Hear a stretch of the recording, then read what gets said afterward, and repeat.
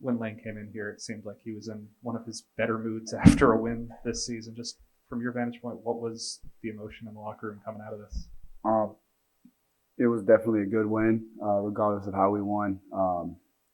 It felt good because for most of these guys in our locker room, including myself, that was probably the biggest game that we played here at Ole Miss, and just the timing, the matchup, just everything. College game day, like that was the biggest game that honestly in my football playing career, and a lot of those guys in the locker room. So it felt good to come out on top, but it was sloppy offensively towards the end, and it was just miscommunications between me and the receivers, and regardless of who was wrong, we were wrong and we didn't execute. So, um, you know, just really just learning from that and being able to be on the same page and get it right next time we do it. I know you're not thinking about the importance of the game when you're on the field, but how do you feel that sort of heightened importance? Where do you feel that? It was just a big game just because it was a top matchup. It was an SEC play, and it was it was our home game, and um, college game day didn't necessarily it didn't change the way we approached the game, but I mean it made it a bigger game.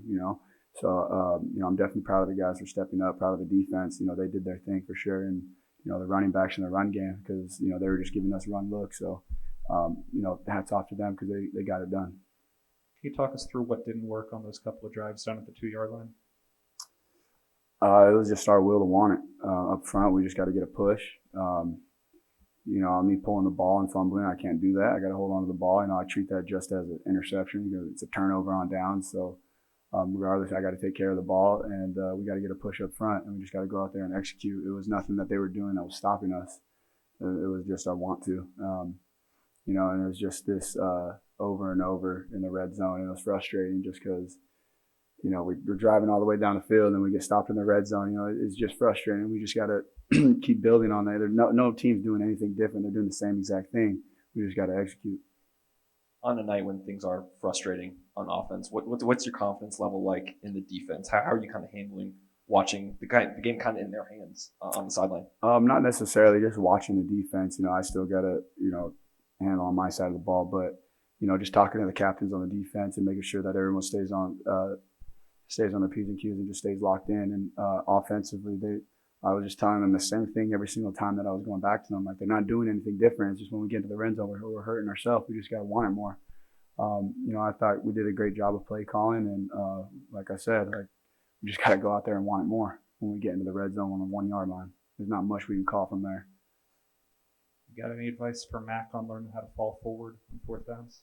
It's hard. He thought it was open on the wide side just to bounce it, but when you're in a game, it's a lot different, and he doesn't run much or at all. So just being vertical and just chewing up as much grass as you can and stay vertical. But definitely next time we run, I guarantee he's going to stay straight and not run to the side. So. When did you know Drummond was going to play, and when was the decision made for Mingo? It seemed like all three of them really tried to go in warm-ups. I knew Drummond was going to be playing on Tuesday. Yeah, and if we absolutely needed them, they could have played more. But we were fine without him. Lane said it was a pretty big relief when Snoop scored that touchdown. Did you kind of feel that as well? Yeah, absolutely. I think we went up 2 possessions, but and they were running the clock with their offense. I think it was taking they were averaging 5 minutes every time they got the ball. So it was important for every time we got the ball that we ended up with points. Matt, as the game progressed and the game got tighter, you seemed to take off more and more. And given that you're still sort of working to get back to 100%, did you feel some sort of responsibility to sort of try to take care of things yourself? I tried not to. There was one play where I tried to just do it myself and it really go my way. They do match charge. He was looking at the running back, and then I was thinking I was going to get an easy touchdown in the last second. That's what they're trying to do. They're trying to go upfield, look like they're gunning the running back, and then last second go for me.